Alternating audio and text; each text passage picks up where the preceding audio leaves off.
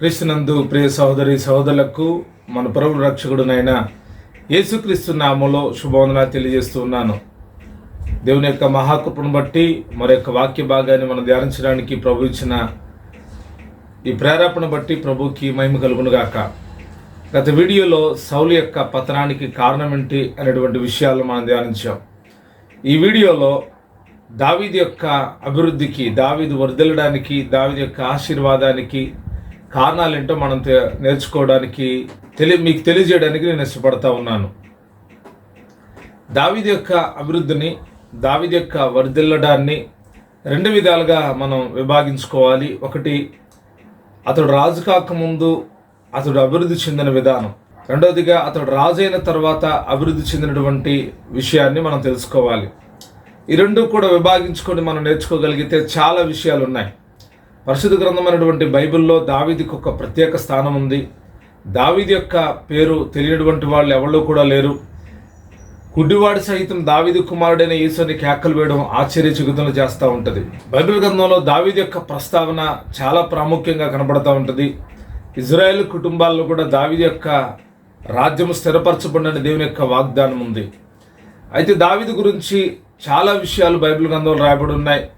ఆ విషయాలని ధ్యానించాలంటే చాలా సమయం పడుతుంది. అయితే నేను గ్రహించినటువంటి కొన్ని విషయాలు, దావీదు యొక్క అభివృద్ధికి, దావీదు వర్ధిల్లడానికి నేను గ్రహించినటువంటి కొన్ని విషయాలు, 1, 2, 3, 4 విషయాలు మీకు తెలియచేయాలని ఆశపడతా ఉన్నాను.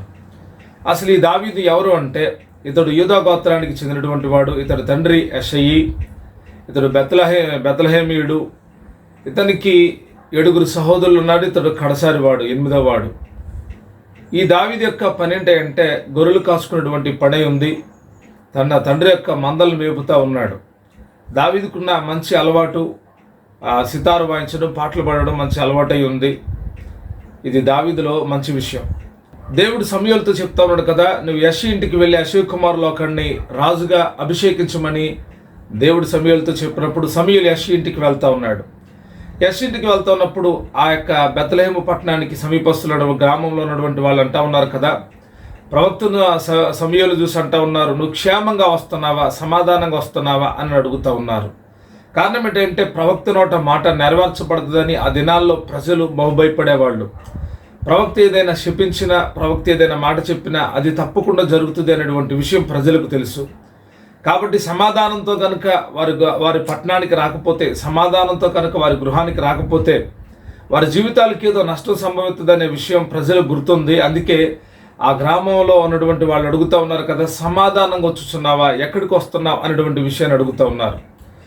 అప్పుడు సమూయేలు చెప్తా ఉన్నాడు, యెషీ ఇంట్లో బలర్పించడానికి ప్రభు నన్ను నిలమన్నారు కాబట్టి నేను అక్కడికి వెళ్తానని చెప్పారు. యెషీ ఇంటికి వెళ్ళిన తర్వాత యెషీ కుమారులందరూ కూడా వరుస నిలబడ్డారు. వారిలో మొదటివాడిని అభిషేకించాలనుకున్నాడు, ప్రభు వద్దన్నాడు. రెండోవాడిని అభిషేకించాలనుకున్నాడు, ప్రభు వద్దన్నాడు. మూడోవాడిని అభిషేకించాలనుకున్నాడు, ప్రభు వద్దన్నాడు. ఇంకా సమూయేలుతో చెప్తున్నాడు కదా, మనుషులు పై రూపాన్ని లక్ష్య పెడతారు, నేను అంతరంగాన్ని చూసేవాడిని, వీరిలో ఎవరు కాదని అక్కడ ఉన్న వారి గురించి దేవుడు సమూయేలుకు చెప్పినప్పుడు సమూయేలు అడుగుతా ఉన్నాడు యెషీని, ఇంకా నీ కుమారులు ఎవరైనా ఉన్నారంటే యెషీ అంటున్నాడు కదా, కడసారి వాడు ఒకడు ఉన్నాడు, అతడు గొర్రెలు మెప్పుతా ఉన్నాడు అని చెప్తా ఉన్నాడు. వెంటనే అతను పిలిపించుకున్నప్పుడు అతడు వస్తూ ఉన్నాడు. అతను వస్తూ ఉండగానే దేవుని యొక్క ఆత్మ సమూయేలుతో చెప్తున్న మాట, నీవు అతన్ని అభిషేకించు, అతడు చక్కటి వాడని రాయబడి ఉంది, చక్కని నేత్రాలు కలిగినటువంటి వాడని రాయబడి ఉంది. అతడు చక్కటి వాడైనందున దేవుడు అభిషేకించమనట్లేదు, అతడు అందగాడైనటువంటి వాడు కావడం మూలాన దేవుడు అభిషేకించమనట్లేదు. కానీ దేవుడి యొక్క చిత్తము అతడి పట్ల జరగవలసి ఉంది, దేవుని యొక్క ఉద్దేశం అనేది నెరవేర్చబడవలసి ఉంది. కాబట్టి యెషీకి ఆ విషయం అర్థం కాలేదు, కానీ సమూయేలుకు కూడా ఆ విషయం అర్థం కాలేదు. వారి అన్నలందరినీ కూడా పక్కన పెట్టి దేవుడు దావీదును అభిషేకించడం గొప్ప కార్యమై ఉంది, గొప్ప ప్రణాళిక అయి ఉంది. దావీదు యొక్క ఆరంభ జీవితం అభిషేకంతోనే మొదలైంది. దావీదు యొక్క ఆరంభ జీవితం తండ్రి యొక్క భక్తిలోనే పెరుగుతూ ఉన్నాడు. భక్తి అనేది అతని దగ్గర ఉందని మనం గ్రహించాలి. అయితే ఈ దావీదు అభిషేకించబడ్డాడు. అభిషేకించబడినటువంటి దావీదు అంచెలంచెలుగా వర్ధిల్లుతూ ఉన్నాడు. ఎంతగా వర్ధిల్లుతూ ఉన్నాడంటే సింహాసనాసీనుడుగా, ఒక సింహాసనం మీద రాజ్య పరిపాలన చేసే వ్యక్తిగా మారుతూ ఉన్నాడు. గొర్రెల కాపరుగా ఉన్న ఇతను సింహాసనాసీనుడిగా, రాజ్య పరిపాలన చేసే వ్యక్తిగా, ఒక రాజుగా ఎలా మారగలిగాడు, అంత అభివృద్ధి ఎలా కలిగింది అనేదాన్ని మనం ఆలోచిస్తూ ఉంటే నేను గ్రహించినటువంటి కొన్ని విషయాలు, ఎన్నో విషయాలు ఉన్నాయి. నేను కొన్ని విషయాలు మీ ముందు ఉంచాలని ఆశపడతా ఉన్నాను. మొదటగా గమనిస్తే దావీదు యొక్క జీవితపు అభివృద్ధిలో మూల కారణం దేవునికి స్తుతి చేసేటువంటి వాడు దావీదు. స్తుతి చేయడం అనేది చాలా ప్రాముఖ్యమైంది. దేవుని స్తుతించడం అనేది చాలా ప్రాముఖ్యమైంది.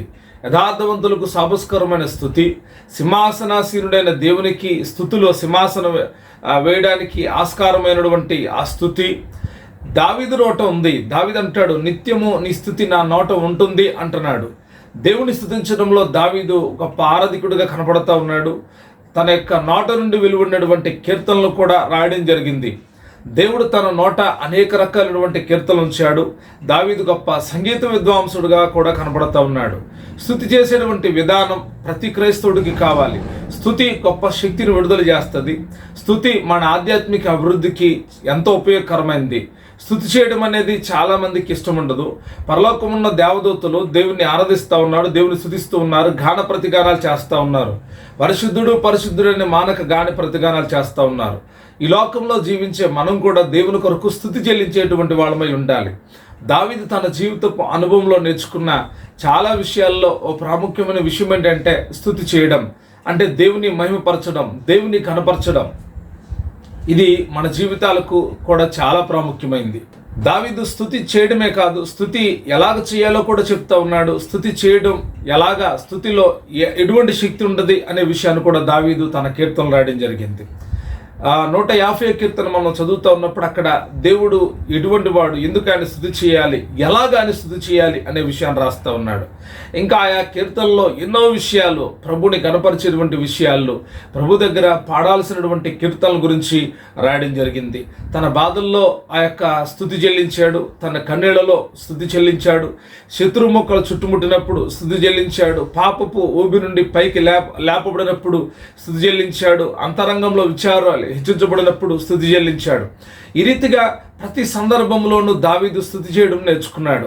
ఎలాగ స్తుతిస్తూ ఉన్నాడంటే తనకి ఇవ్వబడిన నోటి ద్వారా, స్వరమండలం ద్వారా, సితారులతో, తంబూరులతో ప్రభువును స్తుతిస్తూ ఉన్నాడు. అంత మాత్రమే కాదు కానీ నాట్యమాడుతూ ప్రభువును స్తుతిస్తూ ఉన్నాడు. ఇవి స్తుతిలో చాలా ప్రాముఖ్యమైనటువంటి విషయాలు.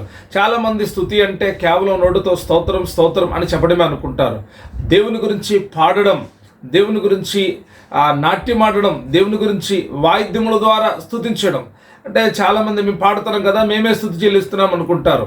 వాయిద్యాలు వాయించే వాళ్ళని చాలా చునకలుగా చూస్తారు. వాళ్ళు ఏదో మేము పిలిస్తే వచ్చారు కాబట్టి వాయిస్తున్నారు, వారు వాయిద్యాలు లేకపోతే మేము పాడలేమా, వారు వాయిద్యాలు లేకపోతే దేవునికి మహిమ లేదా అని.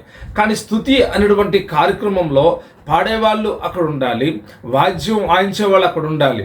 ఎందుకు అనంటే ఇవన్నీ కూడా దేవునికి మహిమ తెచ్చేటువంటి కార్యక్రమాలు అయి ఉన్నాయి. వీటన్నిటి ద్వారా కూడా దేవుడు మహిమకు అర్హుడై ఉన్నాడు. ఓ వాయిద్యకారుడు తన వాయిద్యం వాయించడం ద్వారా దేవునికి స్తుతిని సమర్పిస్తూ ఉన్నాడు. ఓ పాటగాడు తన పాట ద్వారా, తన కీర్తనల ద్వారా, తన భజనల ద్వారా దేవునికి స్తుతి చెల్లిస్తూ ఉన్నాడు. స్తుతి అనేది దేవునికి మహిమ తెచ్చేదై ఉంది. స్తుతుల ద్వారా దేవుడు ఎన్నో అద్భుత కార్యాలు చేస్తూ ఉన్నాడు. నా ప్రాణమా యెహోవాను సన్నతించు, నా అంతరంగమున్న సమస్తమా ఆయన పరిశుద్ధ నామాన్ని సన్నతించు, నా ప్రాణమా యెహోవాను సన్నతించు, ఆయన చేసిన ఉపకారముల్లో దేనిని మర్చిపోకు. స్తుతి చేయడం యథార్థవంతులు చేయగలిగిన గొప్ప పని ఉంది.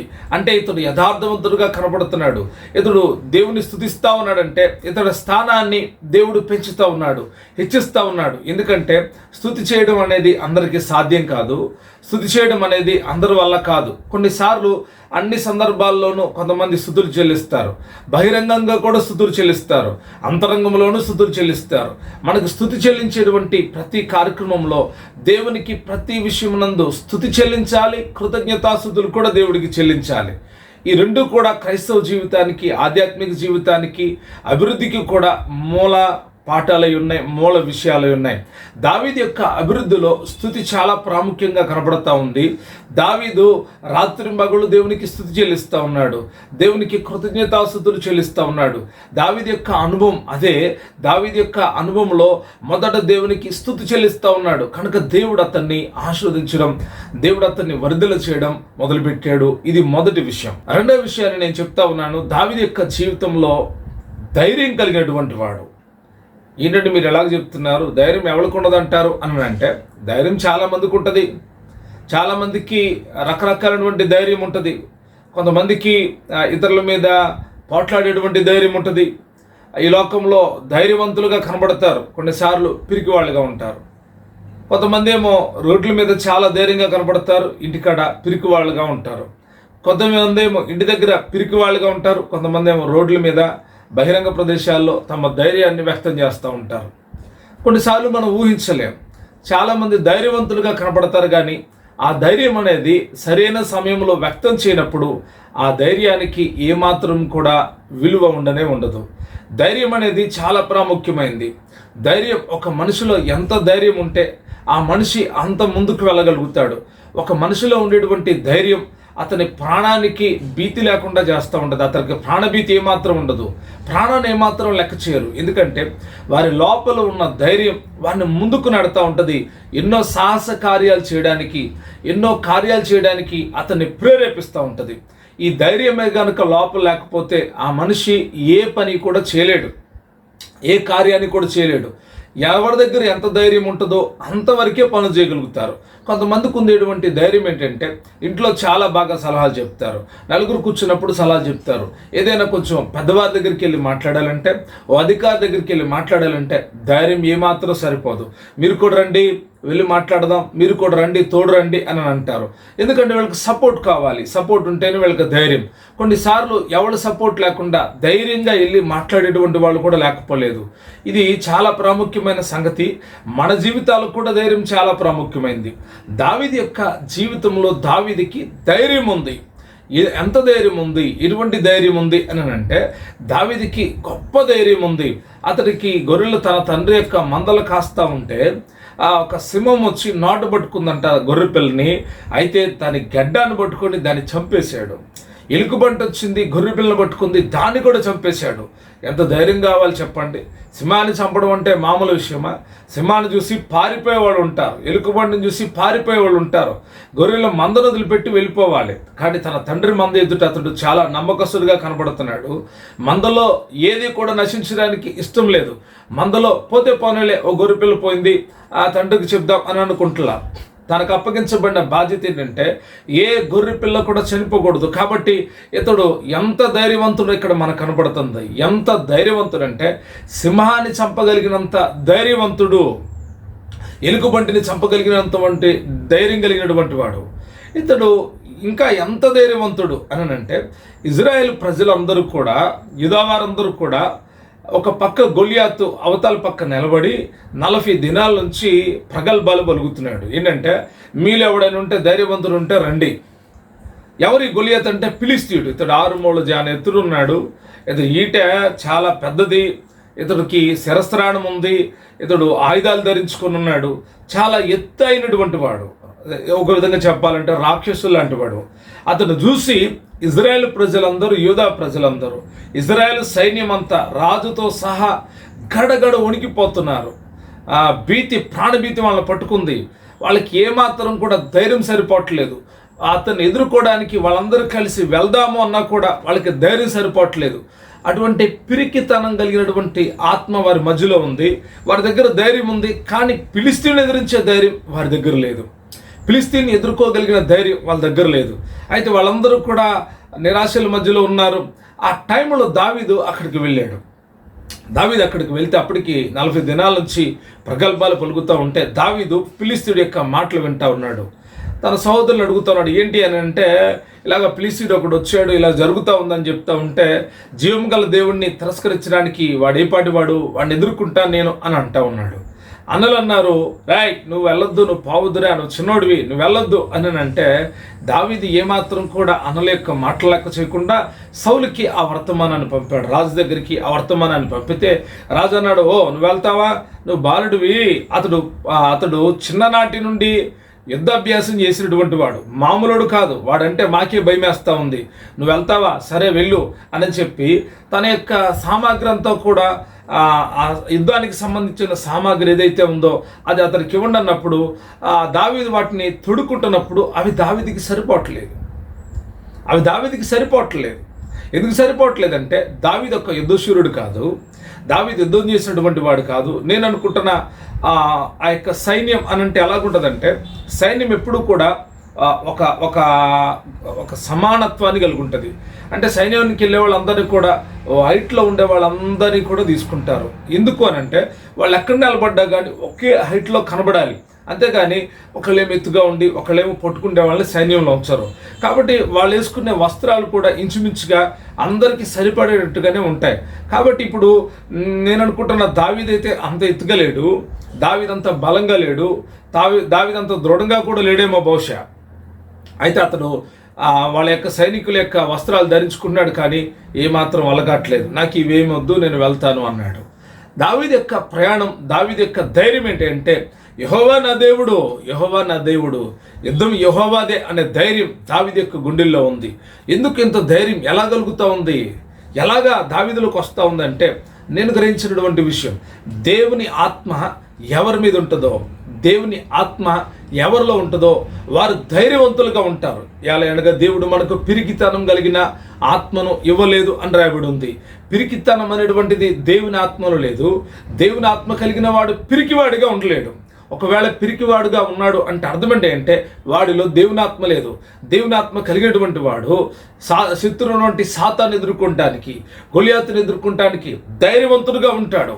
దావీదు యుద్ధానికి వెళ్తా ఉన్నాడు. ఎలాగ వెళ్తా ఉన్నాడు అంటే తన దగ్గర ఒక ఒడిశాల ఉందంట. ఆ ఒడిశాలలో రాళ్ళు లేవు, తన దగ్గర రాళ్ళేం లేవు. ఏటి ఒడ్డుకు వెళ్ళి ఒక 5 రాళ్లను దావీదు ఏరుకున్నాడు. 5 రాళ్ళను ఏరుకొని ఒక రాయిని పెట్టి తిప్పుతా ముందుకు వెళ్తా ఉంటే ఫిలిష్తీయుడు నవ్వుతా ఉన్నాడు. రాయ్, నేనేమో కుక్కన నా మీదకి కర్రేసుకొని వస్తా ఉన్నావు, ఒక్క దెబ్బతో నేను చంపేస్తాను అని గట్టిగా అరుస్తూ మాట్లాడుతూ ఉన్నాడు. దావీదైతే ఏం చేస్తున్నాడో తెలుసా, అతను మాట్లాడుతూ ఉన్నా అతనికి ఎదురుగానే వెళ్తా ఉన్నాడు. ఫిలిష్తీయుడు అంటున్నాడు, రారా నేను చంపేసి గెద్దలకి పక్షులకి ఆహారం చేసేస్తాను అని అంటా ఉన్నాడు. దావీదు ఏమాత్రం భయపడట్లేదు. అతడు చాలా ఎత్తేటువంటి వాడు. అతడు దగ్గరకు వెళ్ళక ముందే అలాంత దూరాన్ని ఉండంగానే దావీదును అమాంతంగా పట్టుకొని చంపగలిగిన శక్తి ఫిలిష్తీయుడి దగ్గర ఉంది. అయితే దావీదు ఏం చేస్తున్నాడు తెలుసా, ఒడిశాల్లో రాయి పెట్టి గిరగిరా తిప్పుతా ఉన్నాడు. అతడు చెప్తున్న మాట ఏంటో తెలుసా, యుద్ధము నాది కాదు, యుద్ధము యెహోవాది. ఓ ధైర్యవంతుడు ఎప్పుడు కూడా తన ధైర్యానికి గుర్తెవళ్ళో, తన బలానికి గుర్తెవళ్ళో అతను గుర్తు తెచ్చుకోవాల్సిన విషయమై ఉంది. నేను ఏదో పాలు తాగడం వల్ల వచ్చిన బలం అయితే నాకు పాలు తాగడం వల్ల వచ్చింది అని అనిపిస్తుంది, లేకపోతే ఇంకొకటి వాటి వల్ల బలం వస్తే వాటినే నేను తలుసుకుంటా. దావీదు ఏమంటున్నాడో తెలుసా, నా బలము నా దేవుడే, ఈ యుద్ధము యెహోవాదే, నేను యెహోవా కొరకు యుద్ధాన్ని చేస్తా ఉన్నానని ఓ ధైర్యంతో ఒడిశాల రాయి తీసుకొని తిప్పితే ఏం జరిగిందో తెలుసండి, ఓ గొప్ప అద్భుతం జరిగిన అద్భుతం ఏంటంటే ఆ రాయి నేరుగా వెళ్ళి ఫిలిష్తీయుడి యొక్క నుదిటిలో దిగబడింది అని రాయబడింది వాక్యంలో. నుదిటిలో దిగబడింది. నుదుటి అనగా ఇక్కడ కనబడతా ఉంది. ఈ నుదిటిలో దిగబడాలంటే మామూలు విషయం కాదు. ఇతడు చాలా ఎత్తుగా ఉన్నాడు, దావీదేమో డౌన్లో ఉన్నాడు. అతడేమో లోయకి అవతల పక్క ఉన్నాడు, లోయలో గుండా దావీదు వెళ్తా ఉన్నాడు. నిజంగా గమనిస్తూ ఉంటే వారి మధ్యలో డిస్టెన్స్ చాలా ఉంది. కానీ అంత గురి ఎలా ఆ గురి ఎవళ్ళే అంటే ప్రభువైన దేవుడై ఉన్నాడు. ఆ గురి ప్రభువైన యేసుక్రీస్తు వారై ఉన్నారు. ఆ గురి దేవుడే ఆ గురి చూసినటువంటి వాడు. ఆ దావీదు తన బలాన్ని ఉపయోగించి ఒడిశాల్లో రాయి విసిరాడు, కానీ ఆ రాయి యొక్క బలము దేవుడై ఉన్నాడు. ఆ బలమైన దేవుడు వెళ్ళి ఆ శత్రువు యొక్క నుదిటిలోకి జరబడ్డానికి గొప్ప కార్యం జరిగింది ఆ రాయి ద్వారా. ఎప్పుడైతే ఇక్కడ మనం గమనించాల్సిన విషయం, శిరస్త్రాణం అనగానే ఇలా మూతపడిపోయి ఉంటుంది, ఏమాత్రం కూడా శిరం కనపడడానికి వీల్లేదు. కానీ నుదిట్లోకి వెళ్ళింది అంటే అర్థం ఏంటంటే ఆ శిరస్రాన్ని పగలగొట్టుకొని ఆ రాయి లోపలికి వెళ్తే ఆ ఫిలిష్తీయుడు దేవుని పాదాల మీద సాగిలపడ్డాడు, దావీదు ఎదుట సాగిలపడ్డాడు, దేవుని యొక్క ఇజ్రాయేల్ ప్రజల ఎదుట సాగిలపడ్డాడు. వాడు వెనుకకు పడితే ఫిలిష్తీయుల వైపు పడేవాడు. కానీ దేవుడు అలా చేయలేదు సుమా. వాడిని కొట్టిన వెంటనే ఆ రాయి వాడికి తగిలి ఎదురుగా పడ్డాడు. కారణం ఏంటంటే నీ శత్రువులు నీ పాదాల మీద పడతారు, నీ శత్రువుల్ని నీ పాదాల మీద పడేటట్టు చేస్తాడు ప్రభు. ధైర్యం నీలో కలిగిస్తాడు. అటువంటి ధైర్యం ఇజ్రాయేల్ ప్రజల్లో ధైర్యం లేకపోయినా ఆ లక్షలాది మంది ప్రజలు అక్కడ ఉన్నారు, కానీ వేలాది మంది సైన్యం అక్కడ ఉంది. వారికి లేని ధైర్యం దావీదు కలిగి ఉన్నాడు. క్రీస్తునందు ప్రియ సహోదరి సహోదరులారా, మనము ఎవరి మధ్య ఉన్నామన్నది కాదు, ఎంతమంది మనకున్నారన్నది కాదు, వారి మధ్యలో దేవుని కొరకు నీకెంత ధైర్యం ఉంది, దేవుని కొరకు మాట్లాడడానికి ధైర్యం కావాలి, దేవుని కొరకు యుద్ధం చేయడానికి ధైర్యం కావాలి, దేవుని గురించి ప్రకటించడానికి ధైర్యం కావాలి. ధైర్యం లేకపోతే, పిరికితనం ఉంటే పరిస్థితి ఎలాగుంటుందో తెలుసా? పారిపోతాం. యేసుప్రభు వారిని పట్టుకున్నప్పుడు శిష్యులు పిరికితనం కలిగి ఉన్నారు, చల్లా చెదరైపోయారు, పారిపోయారు, ప్రాణాలు దక్కించుకోవాలని చూసుకుంటూ ఉన్నారు. పేతురికి కొంచెం ధైర్యం ఉన్నా పేతురు కూడా పిరికివాడైపోయాడు. ఎంత పిరికివాడైపోయాడంటే, యేసు శిష్యుల్లో నువ్వు ఒక్కడవు కదా అంటే పేతురు ఏమన్నాడు తెలుసా? ఆయన ఎవరో నాకు తెలియదు అంటున్నాడు. ఆయన ఎవరో నాకు తెలియదు, నేను అసలు ఎరగను అని అంటా ఉన్నాడు. ఎంత పిరిగితనం కలిగిన వాడో. కానీ అదే పేతురు దేవుని యొక్క ఆత్మను పొందుకున్న తర్వాత, అదే యోహాను దేవుని ఆత్మ పొందుకున్న తర్వాత, అదే తోమ దేవుని ఆత్మ పొందుకున్న తర్వాత వాళ్ళు చేసిన పరిచర్యలను మనం గమనిస్తే, వారు చేసిన అద్భుతాలు గమనిస్తే ఎన్నో గొప్ప కార్యాలు ఉన్నాయి. దేవుడి కొరకు వాళ్ళు ధైర్యంగా, మీరు దేవుని యేసుప్రభు గారి గురించి మాట్లాడొద్దంటే మా ప్రాణాలైనా పోయినా పర్వాలేదు కానీ మేము యేసే గురించి మాట్లాడతాము అని ధైర్యంగా చెప్తారు ఉన్నారు. వాళ్ళు ఎక్కడ నిలబడ్డా ధైర్యంగా బోధిస్తూ ఉన్నారు. కారణం ఏంటంటే వాళ్ళ లోపల ఉన్న దేవుని యొక్క ఆత్మ, వారి లోపల ఉన్న దేవుని యొక్క ఆత్మ ఉంది. క్రీస్తునందు ప్రియ సహోదరులారా, దావీదు యుద్ధానికి కారణం, దావీదు విజయానికి కారణం, దావీదు అన్నాడు, నేను కానే కాను, యుద్ధము యెహోవాదే, ఈ యుద్ధం యెహోవాదే. యుద్ధం చేసేవాడు ఆయనే, యుద్ధం ద్వారా మహిమ తెచ్చుకునేవాడు కూడా ఆయనే. నిజంగా ఎంత గొప్ప విషయమో. మన జీవితాల్లో కూడా ధైర్యం మనకు కావాలి. పిరికితనం మనలో ఉంటే తొందరగా చచ్చిపోతాం. పిరికితనం మనలో ఉంటే దేవుడి కొరకు ఏది పని చేయలేం. పిరికితనం మనలో ఉందనుకోండి, మనము అందరి చుట్టేసుకొని పోతాం. ఎందుకంటే భయం ఎక్కువ, పిరికివాడికి భయం ఎక్కువ. వాళ్ళు రాకపోతే ఏమైపోయిద్దో, వాళ్ళు లేకపోతే ఏమైపోయిద్దో అని అనుకుంటాం. ధైర్యవంతుడు ఎప్పుడు ఉంటా కూడా తెలుసా? ఒకడి మీద ఆధారపడ్డు తను తానుగా ధైర్యంగా వెళ్తాడు. ఎన్ని కష్టాలు వచ్చినా, ఎన్ని నష్టాలు వచ్చినా, ఎన్ని నిందలు వచ్చినా, ఎన్ని అవమానాలు వచ్చినా ధైర్యవంతుడు ముందుకు వెళ్తానే ఉంటాడు. ఏ మాత్రం దిగులు చెందడు. ఎందుకో తెలుసా? అతడి భక్తి అతడికి ధైర్యం పుట్టిస్తుంది. అతని లోపల ఉన్న ఆత్మ అతడికి ధైర్యం పుట్టిస్తుంది. దేవుని ఆత్మ ఇచ్చేటువంటి ధైర్యం ఈ లోకంలో ఉన్న శత్రువుల యొక్క ఆ కోటగొడలు కూల్చడానికి దేవుడు అంత ధైర్యం ఇచ్చేటువంటి వాడు ఉన్నాడు. క్రీస్తునందు ప్రియ సహోదరి సహోదరులారా, ధైర్యం మన లోపల ఉంటే విజయం మనదే. ధైర్యం మన లోపల ఉంటే మనం అనేకమైన కార్యాలు మనం చేయగలుగుతాం. ధైర్యం మనలో ఉంటేనే మనం ఏ కార్యమైన దేవుడి కోసం చేయగలుగుతాం. మనం ధైర్యాన్ని ఎప్పుడైతే కోల్పోతాం, పిరికితనం వచ్చేస్తుంది. దావీదు ఎంత ధైర్యవంతుడంటే సౌలుకు చెప్తున్నాడు, నేను ఎలుకబోడిని చంపాను, సింహాన్ని చంపాను, వీడంతా సున్నత లేనివాడు వీడంతా అంటా ఉన్నాడు. క్రీస్తునందు ప్రియ సోదరి సోదరులారా, ఈ మాటల ద్వారా మనం తెలుసుకోవాల్సిన విషయం ఏంటంటే, ఈ రెండో విషయం మనకు నేర్పే విషయం ఏంటంటే, దేవుని కొరకు మనము ధైర్యవంతులంగా ఉండాలి. దేవుని చేత మనము ధైర్యవంతులంగా మార్చబడాలి. దేవుడి యొక్క ఆత్మ మనలోకి వస్తే ధైర్యం వస్తుంది. దావీదు రెండోదిగా ధైర్యవంతుడిగా కనబడుతున్నాడు. మూడోదిగా మనం గమనించినప్పుడు దావీదులో ఒక మంచి సుగుణం ఉంది. దావీదు యొక్క అభివృద్ధికి అది మూల కారణమైంది. దావీదు యొక్క అభివృద్ధి మెట్టుకి అది ముఖ్యమైన స్థానమైంది. అదేమంటే సుబుద్ధి కలిగి ఉండడం. యొక్క వాక్యంలో రాయబడిన సంగతి ఏంటంటే, మొదటి సమూయేలు గ్రంథం 18వ అధ్యాయం 14వ వచనంలో, మరియు దావీదు సమస్త విషయంలోనూ సుబుద్ధి కలిగి ప్రవర్తింపగా అని రాయబడి ఉంది. దావీదు సమస్త విషయంలో సుబుద్ధి కలిగి ప్రవర్తిస్తూ ఉన్నాడు. మనం ఇక్కడ అద్భుతమైన విషయాన్ని ధ్యానిస్తూ ఉన్నాం. సుబుద్ధి అనేది చాలా ప్రాముఖ్యమైంది. బుద్ధి బాగుంటే మాటలు బాగుంటాయి, బుద్ధి బాగుంటే నడవడిక బాగుంటుంది, బుద్ధి బాగుంటే అన్నీ బాగుంటాయి. బుద్ధి సరిగ్గా లేకపోతే దాన్ని బట్టి ప్రవర్తనలో మార్పు వస్తుంది. బుద్ధి చూసారా, కొంతమంది బుద్ధి కుక్క బుద్ధిలాగా కనబడుతుంది. అంటే కుక్క తన వాంతికి తిరిగి తిన్నట్టుగా కొంతమంది యొక్క జీవితం మరలా తిరిగి అదే స్థానంలోకి వెళ్తూ ఉంటారు. కొంతమంది పంది యొక్క బుద్ధిని కలిగి ఉంటారు. వారు ఎలాగంటే మరలా తిరిగి ఆ బురదలోకే పొరలాడుతూ ఉంటారు. ఇంకా చూస్తే చంచల బుద్ధి ఉంది, స్వబుద్ధి ఉంది, రకరకాలైన బుద్ధులు బైబిల్లో ఉన్నాయి. ఇక్కడ దావీదులో ఉన్న బుద్ధి అంటే సుబుద్ధి, మంచి బుద్ధి కలిగినటువంటి వాడు దావీదు. మంచి బుద్ధి మంచి కుటుంబం ద్వారా వస్తుంది. తల్లిదండ్రులు మంచి బుద్ధి గల వాళ్ళైతే పిల్లలు కూడా బుద్ధిమంతులు అవ్వడానికి ఆస్కారం ఉంటుంది. ఒకవేళ తల్లిదండ్రుల బుద్ధి కనుక మంచిగా లేదనుకోండి, పిల్లల బుద్ధి కూడా మంచి కాదు. ఎందుకంటే తల్లిదండ్రుల బుద్ధే పిల్లలకు వస్తుంది. అప్పుడప్పుడు మనం గమనిస్తాం, పిల్లలు అల్లరి చేస్తూ ఉన్నప్పుడు తండ్రి అంటాడు కదా, నేను కూడా చిన్నప్పుడు ఇలాగ చేసేవాడినే, ఇది నా జీన్స్ అంటాడు. అంటే అర్థం ఏంటంటే అతని బుద్ధి చిన్నప్పుడు అలాగ ఉండేదంటే ఇప్పుడు పిల్లలు చూసినప్పుడు అతను గుర్తొస్తూ ఉంది. మన బుద్ధి దేవుల్లోకి వచ్చిన తర్వాత మారాలి. లోకంలో ఉన్నప్పుడు మన బుద్ధి వేరుగా ఉంటుంది, దేవుల్లోకి వచ్చిన తర్వాత మన బుద్ధి వేరుగా ఉండాలి. మనలో ఉండేటువంటి బుద్ధి ఎలాగ ఉండాలి అంటే సుబుద్ధి ఉండాలి. మనలో సుబుద్ధి చాలా గొప్ప ఆశీర్వాదాలు తీసుకొస్తుంది. సుబుద్ధి వల్ల దేవుడికి మహిమ కలుగుతుంది.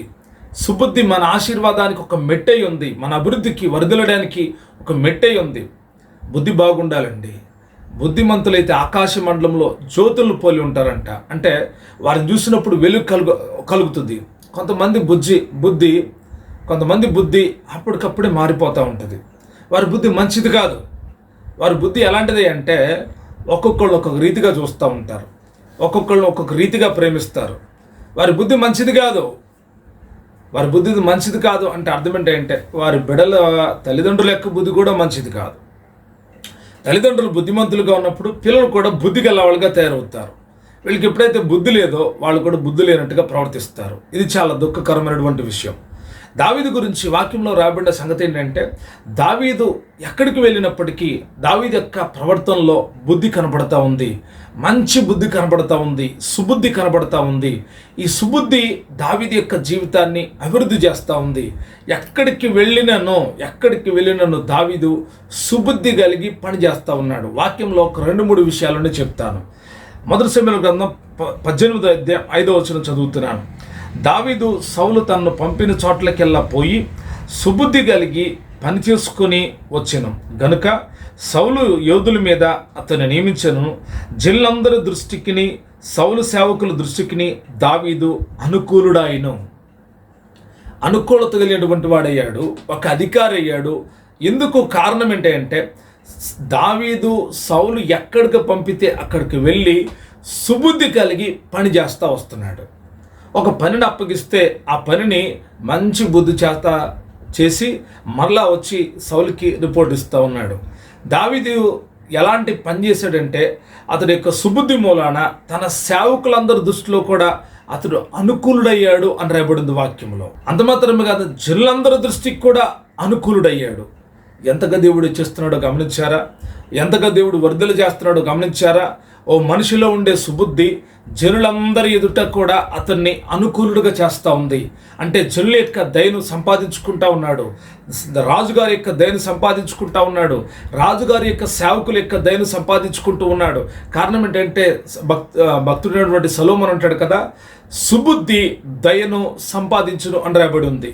సుబుద్ధి దయను సంపాదించును. ఏ దయ అంటే రాజుగారి యొక్క దయ, మనుషుల యొక్క దయ, అలాగనే రాజుగారి యొక్క సైన్యం యొక్క దయ ఈ యొక్క దావీదు కలుగుతూ ఉంది. ఎందుకు కలుగుతూ ఉంది? ఎందుకు అంత అనుకూలుడుగా మార్చబడ్డాడు? ఎందుకు అతనికి అంత అనుకూలమైన పరిస్థితులు అక్కడ ఏర్పడ్డాయి అంటే సుబుద్ధి కలిగిన ప్రవర్తన. సుబుద్ధి కలిగిన ప్రవర్తన, సుబుద్ధి కలిగిన భార్య అంటాడు సొలొమోను. సుబుద్ధి గల భార్య యెహోవా ఇచ్చిన దానం. నిజంగా మనం ఈ విషయాలు గమనిస్తే మన బుద్ధిని మనం పరీక్షించుకోవాలి. సుబుద్ధి నిన్ను ప్రజలందరి ఎదుట ఒక మంచి అనుకూలుడుగా మారుస్తుంది.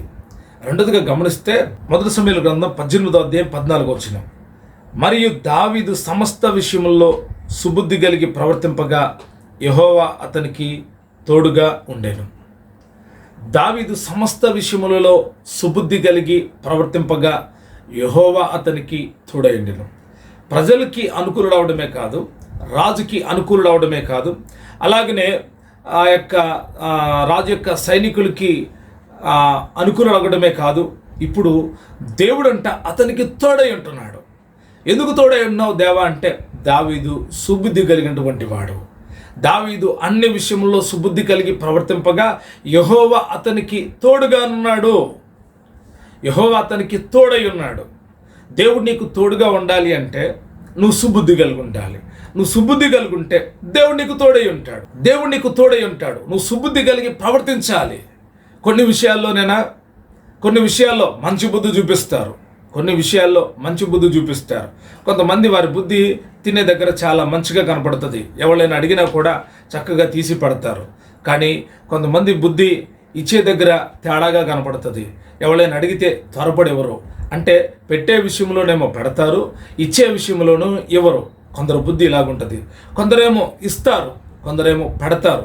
సుబుద్ధి కలిగినటువంటి వాళ్ళంట అన్ని విషయాల్లో సుబుద్ధి కలిగి ప్రవర్తించాలి. కొన్ని విషయాల్లో మాత్రమే కాదు, కొన్నిసార్లు వారి కుటుంబంలో వారే బుద్ధిమంతులుగా కనబడతారు. ఇది చాలా బుద్ధిహీనత. మీరు మంచి బుద్ధి గల వాళ్ళని తెలియాలంటే మీరు చేసే ప్రతి విషయం, మీరు చేసే ప్రతి పని మీరు ఎటువంటి బుద్ధి గల వాళ్ళో తెలియజేస్తుంది. మీరు మంచి బుద్ధి గల వాళ్ళో చెడ్డ బుద్ధి గల వాళ్ళో తెలియజేయాలంటే మీరు చేసే పనులే చిన్న చిన్న పనులే మీ బుద్ధిని తెలియజేస్తూ ఉంటుంది. ఒక్కోసారి ఉండప్పలను బుద్ధి మారిపోతూ ఉంటుంది. బుద్ధి మారిపోతే నీవు నష్టపోతావు. సుబుద్ధి మనిషికి కలిగితే తండ్రి ఇల్లు గుర్తొచ్చిందంట. సుబుద్ధి మనిషికి కలిగితే పశ్చాత్తాపం కలుగుతుంది. నా తండ్రి ఇంట్లో ఒక పనివాడిగానన్నా ఉంటాను అంటున్నాడు ఆ కుమారుడు. ఎందుకో తెలుసా? అప్పుడు దాకా అతని బుద్ధి సరిగ్గా లేదు. అయితే అతనికి బుద్ధి వచ్చినప్పుడు అని రాబడి ఉంది వాక్యం. బుద్ధి నిన్ను ఉన్నతమైన స్థానానికి తీసుకుని వెళ్తుంది. బుద్ధి నీలో పశ్చాత్తాపాన్ని కలిగిస్తుంది. బుద్ధి నువ్వు కలిగి ఉండడం మూలాన, సుబుద్ధి నీలో ఉండడం మూలాన దేవుడు నీకు తోడై ఉంటాడు. నీవు అన్ని విషయాల్లో సుబుద్ధి కలిగి ఉండాలి. కొన్ని విషయాల్లో నువ్వు సుబుద్ధి కలిగి ఉంటే దేవుడు నీకు తోడై ఉండడు. నీకు నచ్చిన విషయాల్లో నీ బుద్ధి బాగుంటుంది, నీకు నచ్చిన విషయాల్లో బుద్ధి బాగుండదు. ఇతరులకి ఇవ్వడంలో నీ బుద్ధి బాగుండదు. అంతా నాకే కావాలనుకుంటావు, అంతా నేనే తినాలనుకుంటావు, అంతా నేనే పరిపాలన చేయాలనుకుంటావు, అందరు నా మాట వినాలనుకుంటావు, అందరు నా త్రోవలో రావాలనుకుంటావు. ఇది మూర్ఖుడి యొక్క ఆలోచన. సుబుద్ధి ఎప్పుడు కూడా అందరితో సమాధానం కలిగి ఉంటుంది. సుబుద్ధి ఎప్పుడు కూడా అన్ని విషయాల్లో బుద్ధి కనపడతా ఉంటుంది. అన్ని కోణాల్లో ఏ కోణం చూసినా కానీ ఆ బుద్ధి సపరేట్గా కనపడుతుంది. కొంతమందిని చూసి అంటూ ఉంటారు కదా, వీడికి బుద్ధి ఎక్కడి నుండి వచ్చిందో అంటారు. అర్థం ఏంటంటే ఈ బుద్ధి అనేది నేను ఇందాక చెప్పాను కదా, తల్లిదండ్రులు బుద్ధిమంతులు అయితే ఆటోమేటిక్గా పిల్లలకి ఆ బుద్ధి అనేది కలుగుతుంది. వారి దగ్గర బుద్ధి లేనప్పుడు పిల్లల దగ్గర కూడా ఆ బుద్ధి రాదు. ఆ తల్లిదండ్రులు ఎలాంటి స్వభావాన్ని కలిగి ఉంటారో పిల్లలు కూడా అదే రీతిగా తయారవుతారు. ఎందుకంటే వాళ్ళ బుద్ధే కనపడుతుంది. వాళ్ళు చెప్పినట్టుగానే వింటారు వీళ్ళు. కాబట్టి నేనేమంటానంటే సుబుద్ధి కలిగి ఉంటే దేవుడు నీకు తోడై ఉంటాడు. మూడోదిగా అక్కడ రాయబడిన సంగతి ఏంటంటే మూడోదిగా అక్కడ రాయబడిన సంగతి ఏంటంటే మొదటి సమూయేలు గ్రంథం 18:15 దావీదు మిగుల సుబుద్ధి గలవాడే ప్రవర్తించుట సౌలు చూసి మరి అధికంగా అతనికి భయపడెను. దావీదు మిగులు సుబుద్ధి గలవాడే ప్రవర్తించుట చూచి రాజు భయపడిపోతున్నాడు. రాజుకి భయం కలుగుతుంది, రాజుకి దడబుడుతుంది. ఎందుకో తెలుసా? మరింత సుబుద్ధి అంటే ఇంకా బుద్ధి గురించి మాట్లాడితే మరింత సుబుద్ధి వాక్యంలో రాయబడింది. మిగుల సుబుద్ధి గలవాడే అతని ప్రవర్తన ఇంకా సుబుద్ధి కలిగి ఉంది. యవన ప్రాయంలో ఉన్నాడు, మంచి యవన ప్రాయంలో ఉన్నాడు. అతడి బుద్ధి కరెక్ట్గా పనిచేస్తూ ఉంది. దేవుడు అతనికి తోడై ఉన్నాడు. మిగుల సుబుద్ధి కలిగి ప్రవర్తిస్తూ ఉంటే సౌలుకి భయం పట్టుకుంది, సౌలుకి భయం వేస్తూ ఉంది. నేనేమంటానంటే సుబుద్ధి మనలో ఎప్పుడైతే పెరుగుతూ ఉంటుందో మనల్ని చూసి ప్రజలు భయపడతారు, మనల్ని చూసి ప్రజలు గడగడ వణుకుతారు. కారణం ఏంటో తెలుసా? నీ దగ్గర ఎప్పుడైతే ఆ మంచి బుద్ధి ఉంటుందో నీ దగ్గరికి ప్రజలు త్వరగా రారు, ప్రజలు భయపడతా ఉంటారు. రాజుకే భయం కలుగుతుందంట. ఎందుకో తెలుసా? ప్రతి విషయంలో సుబుద్ధి కలిగి ప్రవర్తిస్తే ఆ యొక్క పరిస్థితులు వేరుగానే ఉంటాయి. దానియేలు ఎందుకు సింహాల బోన్లో వేయబడ్డాడో తెలుసా? అతడు మంచి బుద్ధి. రాజుకి నష్టం కలగకుండా ఉండాలి, రాజ్యానికి నష్టం కలగకుండా ఉండాలి. ఏమాత్రం అన్యాయం అక్రమం జరగకూడదు. అది నా దగ్గర జరగకూడదు, నా కింద జరగకూడదు, నా పైన జరగకూడదు. రాజుకి రాజ్యానికి ఏ నష్టం కలగకూడదు. ఇది మంచి బుద్ధి అండి, ఇది మంచి బుద్ధి. మన బుద్ధి ఎలాంటిదో తెలుసా? మన ఎదుట ఎవడైనా నష్టపోతూ ఉంటుంటే పోనీలే అనుకుంటాం. మన ఎదుట ఎవడైనా మోసం చేస్తూ ఉంటే వాడికే ప్రోత్సాహం ఇస్తాం. ఎవడైతే అక్రమం చేస్తూ ఉంటాడో, ఎవడైతే అన్యాయం చేస్తూ ఉంటాడో వాడినే పొగుడుతూ ఉంటాం, వాడికే సపోర్ట్ ఇచ్చి వాడికే ప్రోత్సాహం ఇస్తూ ఉంటాం. ఇది చాలా దురదృష్టకరం. ఇది మంచి బుద్ధి కానే కాదు. ఎవడికి అన్యాయం జరగకూడదు. రాజుకి రాజ్యానికి ఏమాత్రం అన్యాయం జరగకూడదు. తనకు అప్పగించబడిన ఆ పని విషయంలో అతడు సుబుద్ధి కలుగున్నాడు దానియేలు. మంచి బుద్ధి ఏం నేర్పుతుందో తెలుసా? ఇతరులకు న్యాయం చేయడం నేర్పుతుంది. మంచి బుద్ధి ఏం నేర్పుతుందో తెలుసా? ట్రిక్స్ ప్లే చేయదు. కొందరు బుద్ధులు మనం గమనిస్తూ ఉంటే వారి బుద్ధి బయటపడుతూ ఉంటుంది. ఆహారం టైంకి వెళ్తే తింటావా అని అడుగుతారు. మీరు తింటారా అని అంటారు. తింటారు అంటానికి భోజనం చేయండి అంటానికి చాలా తేడా ఉంటుంది. మీరు భోజనం చేయాలి అంటే అది ధర్మంగా కనపడుతుంది. మీరు తింటారంటే అవకాశంగా అడిగినట్టు ఉంటుంది. అది భోజనం తినేటువంటి టైం. ఆ టైంలో ఎవరో సహోదరులు నీ దగ్గరకు వచ్చారు, నువ్వు కూడా భోజనానికి కూర్చున్న ఆ టైంలో అయితే వాళ్ళని చూసావు, లెగిసావు, అప్పుడు నువ్వు వాళ్ళని ఏమడగాలి? తింటారా మీరు కూడా కాదు. నీకు కలిగి ఉన్న దాన్ని కొంచెం వాళ్ళకి పెట్టేటువంటి బుద్ధి ఉందా? లేదా నీ ఇంటికి పోయి తినమని చెప్తున్న బుద్ధి ఉందా? లేదు ఏమీ లేదని చెప్పే బుద్ధి ఉందా? మన బుద్ధి ఎలాగుంది? కొందరు బుద్ధి ఎలాగుంటుందంటే వారికి లేకపోయినా ఆ వచ్చిన వాళ్ళకి మంచి ఆతిథ్యం చేసి పంపుతారు. ఎంత మంచి బుద్ధో, ఎంత గొప్ప బుద్ధో. వారి దగ్గర లేకపోయినా ఇతరులకు సాయం చేస్తారు. ఎంత మంచి బుద్ధో. వారు తినుకోకుండా ఇతరులకి పెడతా ఉంటారు. ఎంత మంచి బుద్ధో. కొంతమంది బుద్ధి ఎలా ఉంటుందంటే వాళ్ళకున్న ఇతరుల దగ్గర అడుక్కొని తింటారు. వారికి తినడానికి సమృద్ధిగా ఉంటుంది, వారికి కట్టుకోవడానికి సమృద్ధిగా ఉంటుంది, వారికి ఇతరులకు పెట్టడానికి కూడా ఉండే అంత ఉంటుంది. కానీ ఇంకా ఇతరుల మీదే ఆధారపడి బ్రతుకుతారు. వాళ్ళు ఇతరుల దగ్గర అడుక్కొని తింటారు అని చెప్పాలి. ఒక విధంగా చెప్పాలి అంటే ఇటువంటి బుద్ధి కూడా లేనటువంటి వాళ్ళు లేకపోలేదు. మనం చాలా జాగ్రత్తగా గమనించాలి. అందరూ ఉండేలాగా కొంతమంది కనపడుతూ ఉంటారు అక్కడక్కడ ఆయా సందర్భాల్లో. కొంతమంది బుద్ధి సరిగ్గా ఉండదు. మంచి ఎవరన్నా తమ తోటోళ్ళు ఏదన్నా మంచి వస్తువులు కొనుక్కున్నా, కొంచెం అభివృద్ధి చెందుతున్నా వాళ్ళ బుద్ధి సరిగ్గా ఉండనే ఉండదు. చంచల బుద్ధి. కొంతమంది అటు ఇటు మాట్లాడుతూ ఉంటారు. అంటే వాళ్ళకి లోకము కావాలి, దేవుడు కావాలి. లోకంతో వాళ్ళు ఉండాలి, దేవుడితో ఉండాలి. పర్ఫెక్ట్గా ఉండరు. దేవుడితోనంటే దేవుడితో నడవరు. లోకాన్ని కూడా పెనేసుకొని పోతూ ఉంటారు. ఇదొక బుద్ధి.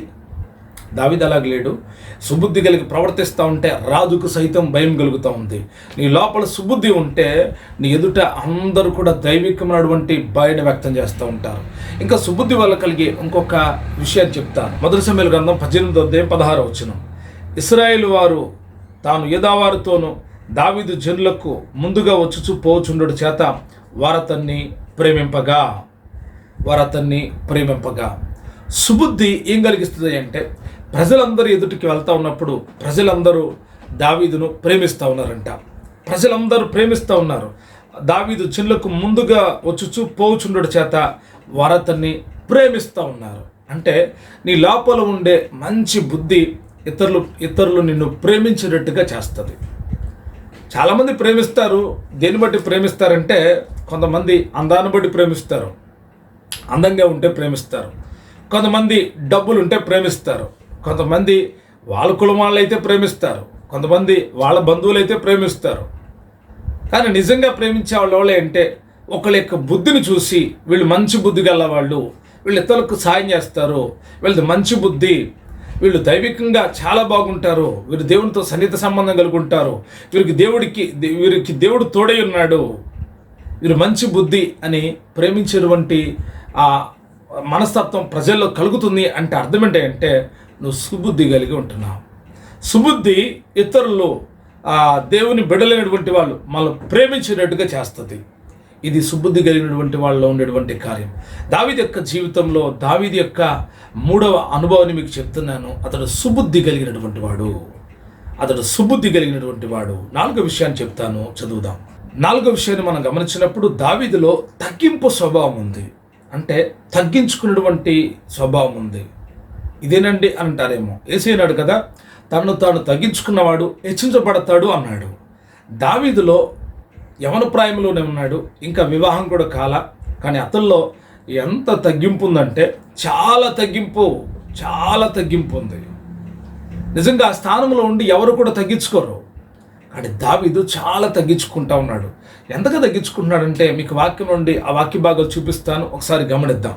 మొదటి సమూయేలు గ్రంథం 18:17 సౌలు దావీదుతో, నా పెద్ద కుమార్తె అయిన మేరాబు నీకిత్తును, నీవు నా పట్ల యుద్ధశాలువై ఉండి యెహోవా యుద్ధములను జరిపింపవలనని అనెను.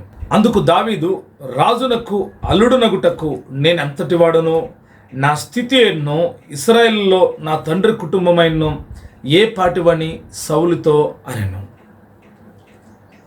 రాజు అన్నాడు, నా పెద్ద కూతురు నీకు ఇస్తాను, నువ్వు నా పట్ల యుద్ధశాలువై ఉండి యెహోవా యుద్ధాలన్నీ జరిగించాలి, నా పెద్ద కుమార్తెను మేరాబుని నీకు ఇస్తాను అని అంటే వెంటనే ఓకే రాజు గారు, భలే అవకాశం వచ్చింది, ఎవరి కాలంలో ఉన్నా త్వరగా పెళ్లి చేసేయి, అన్నీ చక్కబడతాయి అని అంటలేదు. దావీదు యొక్క మాట ఏంటో తెలుసా? రాజునకు అల్లుడు నగుటకు నేనంతటి వాడిని, నా స్థితి ఎన్నో, ఇశ్రాయేలీల్లో నా తండ్రి కుటుంబమైనో ఏ పాటివని సౌలుతో అన్నాను. కుటుంబం ఏమి చిన్నది కాదు, 7 అన్నలు ఉన్నారు, మందలు ఉన్నాయి, కుటుంబం పెద్దదే. దావీదేమి తక్కువడేమి కాదు, ప్రజలందరి యొక్క మనలు పొందాడు. ఒకప్పుడు దావీదు ఎవరికి తెలియదు. గొలియాతుని ఎప్పుడైతే చంపాడో ప్రజలందరికీ తెలిసిపోయాడు దావీదు. ప్రజల్లో చాలామంది స్త్రీలు కొనియాడారు, పొగిడారు, కనపరిచారు. అంత మాత్రమే కాదు, సుబుద్ధి కలిగినటువంటి వాడు కనుక ప్రజల చేత ప్రేమించబడతా ఉన్నాడు. సౌలు యొక్క సేవకుల చేత, జనులందరి చేత అతడు గొప్పవాడు అనిపించుకుంటున్నాడు, అనుకూలుడుగా ఉన్నాడు. ఇంత అతడి వెనకమాల బ్యాకప్ ఉంటే, ఇంత అతడి వెనకమాల బ్యాక్గ్రౌండ్ ఉంటే దావీదు అంటున్న మాట ఏంటో తెలుసా? రాజునకు అల్లుడు నగుటకు నేనంతటి వాడిని, నా స్థితి ఏ పాటిది, నా కుటుంబం ఏ పాటిది.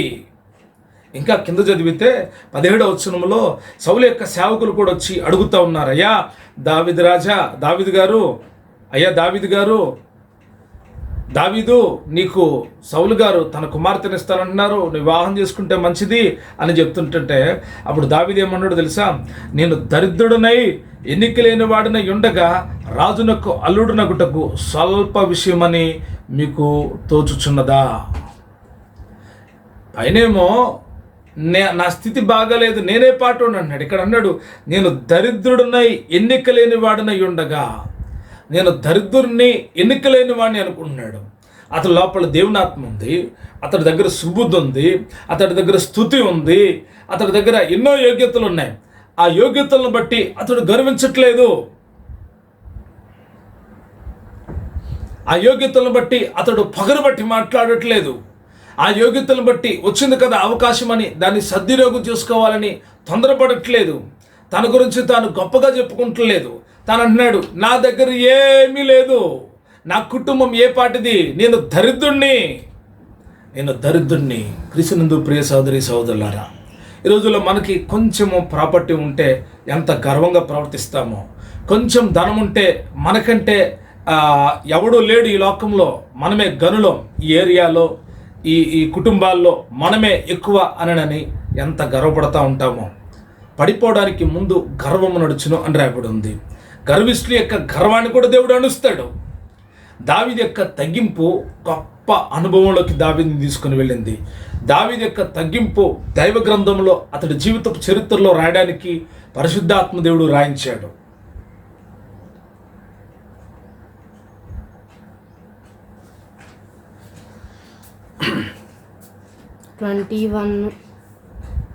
ఏమీ లేనప్పుడు మనం తగ్గించుకోవటం కాదు, అన్నీ ఉన్నప్పుడు కూడా మనం తగ్గించుకోవాలి. చూడండి, కొంతమంది విషయంలో మనం గమనిస్తే వారి దగ్గర ఏమీ లేనప్పుడు చాలా ప్రేమ కలుగుంటారు. ఎంత ప్రేమ కలుగుంటారంటే చాలా ప్రేమ కలుగుంటారు. వారికి ఏదైనా లాభం దొరికి వారి యొక్క అభివృద్ధి కలిగితే వారి మాటలు, వారి తీరు, వారి స్వభావం ఎంత విచిత్రంగా కనబడద్దో తెలుసా? ఎంత అతిశయపడతా ఉంటాడో తెలుసా? వారి పిల్లలు కూడా గర్వంతో నిండిపోయి ఉంటారు, వారి కుటుంబం అంతా గర్వంతో నిండిపోయి ఉంటారు. వారి గర్వానికి హద్దులే ఉండవు. దావీదుకు ఉన్న స్థానం అటువంటిదే. దావీదు గర్వించవచ్చు, దావీదు అతిశయించవచ్చు, ఓకే కానిండి అని చెప్పొచ్చు. కానీ దావీదు యొక్క మాటలు ఏం తెలియజేస్తున్నాయో తెలుసా? దావీదు యొక్క తగ్గింపును తెలియజేస్తూ ఉన్నాయి. ఇద్దరు దేవాలయానికి వెళ్ళి ప్రార్థన చేస్తూ ఉన్నారు. ఒకడేమో పరిసయ్యుడు, మరొకళ్ళేమో సుంకరయ్య ఉన్నారు. పరిసయ్యుడేమో దేవాలయపు లోపలికి వెళ్ళి ఎలుగెత్తి దేవుడికి మొరపెడతా ఉన్నాడు. తన గురించి తాను చెప్పుకుంటా ఉన్నాడు, తన గొప్పలు తాను చెప్పుకుంటా ఉన్నాడు. సుంకరేమో దేవాలయం బయట ఉండి రొమ్ము కొట్టుకొని నేను చూడడానికి అర్హుడు కాదయ్యా, నేను పాపిస్తోడిని, నా మనసు మంచిది కాదు అని వేడుకుంటూ ఉన్నాడు. యేసయ్య ఎవరిని గొప్పవాడు అన్నాడు తెలుసా? తాను తగ్గించుకున్నవాడే గొప్పవాడు అన్నాడు. ఎవరు ప్రార్థన ప్రభుకి ఇష్టమైందో తెలుసా? తగ్గించుకున్నవాడిదే. క్రీస్తునందు ప్రియ సహోదరి సహోదరులారా, మన జీవితంలో మనకి ఎన్ని ఉన్నవనేది కాదు. కొంతమంది వారికున్న వాక్చాతుర్యాన్ని బట్టి గర్విస్తారు, వారికున్న డబ్బును బట్టి, వారికున్న వస్త్రాలను బట్టి గర్విస్తారు, వారికున్న వాహనాలు బట్టి, వారికున్నటువంటి స్వరాన్ని బట్టి, వారికున్న తలంతులను బట్టి, వారికున్న కృపావరాలను బట్టి గర్వించేవాళ్ళు లేకపోలేదంటారా? ఉన్నారు, చాలామంది ఉన్నారు. మనం గమనిస్తూ ఉంటే కొద్ది దానికి ఎంతో గొప్ప చెప్పుకునేటువంటి వాళ్ళు ఉన్నారు, చిన్న విషయానికి ఎంతో తాము పొగుడుకునేటువంటి వాళ్ళు ఉన్నారు, చిన్న విషయంలోనే వాళ్ళు ఏదో పెద్ద ఘనకారం చేసినట్టుగా ఫీల్ అవుతూ ఉంటారు. క్రీస్తునందు ప్రియ సహోదరి సహోదరులారా, మన ఆధ్యాత్మిక జీవితపు అభివృద్ధి కూడా దావీదు వలె అభివృద్ధి చెందాలి అనుకుంటే నేను మనమందరం కూడా తగ్గించుకొని బ్రతికేటువంటి వాళ్ళమై ఉండాలి. ఎదిగిన కొద్దీ ఒదుగుతూ ఉండాలి, ఎదిగిన కొద్దీ ఒదుగుతూ ఉండాలి. మనం తగ్గించుకోవాలి దేవుడి సన్నిధిలో. మన చుట్టూతున్న ప్రపంచం మనల్ని ఎంత పొగిడినా మనం తగ్గించుకోవాలి. మన చుట్టూతున్న వాళ్ళు మనం ప్రేమించినా మనం తగ్గించుకోవాలి. నీలో దేవుని ఆత్మ ఉండొచ్చు, సుబుద్ధి ఉండొచ్చు, స్తుతి ఆరాధన ఉండొచ్చు, గొప్ప కార్యాలు నీలో ఉండొచ్చు, కానీ నువ్వు తగ్గించుకున్నావా? దేవుడి సన్నిధిలో దేవుడు ఎవరు అభివృద్ధి చేస్తాడంటే, దేవుడు అభివృద్ధి నీకు కావాలి అనుకుంటే నీవు తగ్గించుకోవాలి. నీవు తగ్గించుకోవాలి. ఎంతగా తగ్గించుకోవాలంటే దావీదు అన్నాడు, నేను అంతటి వాడిని, నా కుటుంబం ఏ పాటిది, నేను దరిద్రుణ్ణి, నా స్థితి బాగాలేదు. నిజంగా దావీదు యొక్క మాటలు మన జీవితాలకు కూడా ఎన్నో పాఠాలు నేర్పుతూ ఉన్నాయి. నా కుటుంబం ఏ పాటిది. కొంతమంది కుటుంబాన్ని చూసి గర్వించేటువంటి వాళ్ళు ఉంటారు. కొంతమంది వారికున్న టాలెంట్స్ చూసి నేను బాగా చదివాను, ఎంత గర్వమో. వారికున్న ప్రాపర్టీ, వారికున్న ధనాన్ని చూసి గర్వించేటువంటి వాళ్ళు. వద్దండి, ఇవన్నీ వద్దు. దేవుడి దగ్గర తగ్గించుకుంటే దేవుడు మనల్ని హెచ్చిస్తాడు. తను తగ్గించుకున్నవాడు హెచ్చించబడతాడు. క్రీస్తునందు ప్రియ సహోదరి సహోదరులారా, దావీదు యొక్క జీవితంలో ఎన్నో అనుభవాలు ఉన్నాయి. సౌలు పతనం అవడానికి కారణాలు నేను మీకు చెప్పాను. ఈరోజు దావీదు యొక్క అభివృద్ధికి కారణం చెప్తున్నాను. శత్రువునటువంటి సౌలేమో అంతకంతకు దిగజారిపోతూ ఉన్నాడు, దావీదేమో అంతకంతకు వర్ధిల్లుతున్నాడు. దావీదు వర్ధిల్లడానికి 4 కారణాలు చెప్పాను. 1, దేవుని స్తుతించేటువంటి వాడు, దేవుని ఎప్పుడు స్తుతించాలి. 2, ధైర్యవంతుడు, దేవుడు ఆత్మ ద్వారా ధైర్యం పొందుకున్నాడు. ఆ ధైర్యం ఇశ్రాయేల్ ప్రజలు ఎవరికీ లేదు, రాజు సైతం లేదు, కానీ దేవుడు ఆ ధైర్యాన్ని దావీదుకి ఇచ్చాడు. ఈరోజు నీకు నాకు తన పరిశుద్ధాత్మ ద్వారా అనుగ్రహిస్తూ ఉన్నాడు. 3గా గమనిస్తే దావీదు సుబుద్ధి కలిగినటువంటి వాడు. సుబుద్ధి జీవితానికి చాలా ప్రాముఖ్యమైనది. మన బుద్ధి బాగుంటే మనం అందరితో అనుగ్రహాన్ని పొందుతాం. దేవుడి యొక్క దయ, దేవుడి యొక్క తోడు మనకు దొరుకుతుంది, దేవుని యొక్క ప్రేమ మనకు దొరుకుతుంది. 4గా గమనిస్తే దావీదు తాను తగ్గించుకుంటూ ఉన్నాడు. ఈ అనుభవాలు దావీదు జీవితానికే కాదు, మన ఆధ్యాత్మిక అభివృద్ధి కూడా ఎంతో ఉపయోగకరమైనవి. ఈ విషయాలను మనం ధ్యానిస్తూ మన ఆధ్యాత్మిక అభివృద్ధి కొరకు సిద్ధపడదాం. ప్రార్థన పూర్వకంగా దేవుడి దగ్గర ఈ విషయాల్లో మనం పరిశీలన చేసుకొని మనం శుద్ధీకరణ చేసుకొని ముందుకు కొనసాగుదాం. అటు కృపను దేవుడు మనందరికీ దయచేసి నడిపించునుగాక. ఆమేన్. ప్రియ సహోదరి సహోదరులారా, చిన్న విన్నపం. ఈ వీడియోల ద్వారా మీరు ఆస్వాదించబడుతున్నారని నేను నమ్ముతా ఉన్నా. ఈ యొక్క వాక్యాంశాల ద్వారా, ఈ విశేషాల ద్వారా మీరు బలపడుతున్నారని నమ్ముతా ఉన్నా. ఈ విషయాలు మీకు మాత్రమే కాదు, మీ పక్క వారికి కూడా షేర్ చేయండి. తప్పకుండా ఈ ఛానల్ సబ్స్క్రైబ్ చేయడం మర్చిపోకండి. ఇతరులకు కూడా ఈ విషయాన్ని మీరు తెలియపరుస్తారని యేసునామములో కోరుకుంటున్నాను.